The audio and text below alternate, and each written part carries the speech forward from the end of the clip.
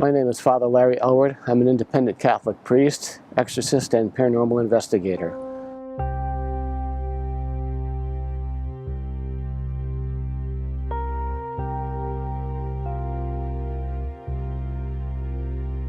My ministry is basically just exorcisms and investigating paranormal phenomenon. I was one of the original paranormal priests. I think my interest in exorcism and the paranormal started when I was like 15 years old. I saw the movie The Exorcist, and I'd always wanted to become a priest or something, but after seeing that movie, I kind of decided that's the kind of ministry that I'd like to do. I didn't understand at the time what it was really all about.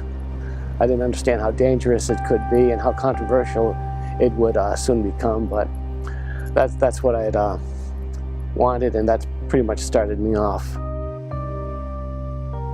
As far as paranormal goes, I think my interest in ghosts and poltergeists and all this other crazy activity started when I read the book, The Amityville Horror. After reading it, I was fortunate enough to be able to meet some other paranormal investigators in the field who helped me along my journey.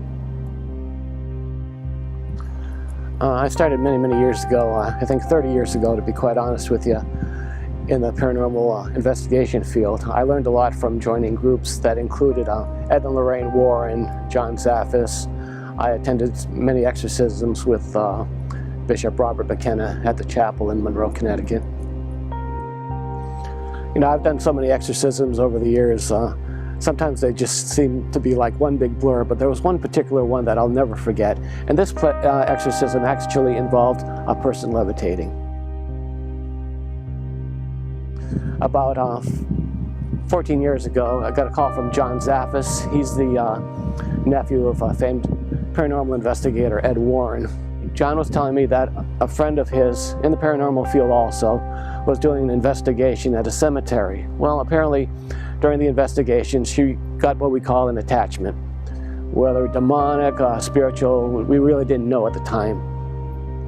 So she was really going through hell. And John made arrangements for us to do the exorcism on her. She came by train from Maryland, I believe, to our home in Bridgeport.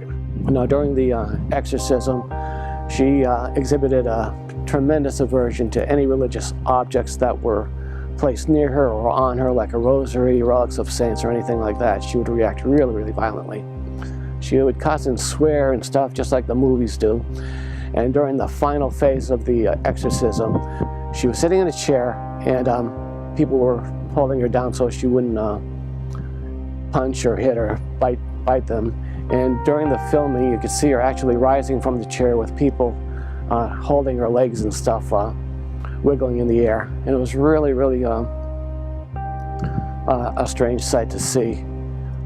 Just another added thing I want to say, in the paranormal field, we don't agree with one group or another. You know, we're always fighting against or about orbs, are orbs real, and things like that, and we just like to fight, and we don't agree on stuff. About 10 different heads of paranormal groups viewed this tape, and every one of them agreed that this woman, yes indeed, she did levitate. So that was really something. And as far as I know, she's out of the paranormal field now. She's doing great. She still has a interest in the paranormal, but at least that's a healthy interest. She's not doing any investigations that I know of. The Exorcist movie, the one that came out in '73, was the one that really whetted my interest as far as going into this kind of ministry. But if somebody really wants to see what an exorcism is really like, they would have to see the movie The Exorcism of Emily Rose. It seems to me that that movie is more realistic than the Hollywood version of The Exorcist. The Exorcist is a really good movie, let me tell you. But it's got just a little bit too much theatrics in it that you're going to see normally. You're going to see people, you know, throwing up, but they're going to have like dry heaves or something like that. They're not going to be vomiting pea soup. They're going to be making contortions with their body. Sometimes they look really weird, but nobody's spinning their head around in a 360-degree angle. But the Emily Rose movie, it was a very sad case. All exorcisms are sad cases. And that's pretty much what goes on during a real exorcism.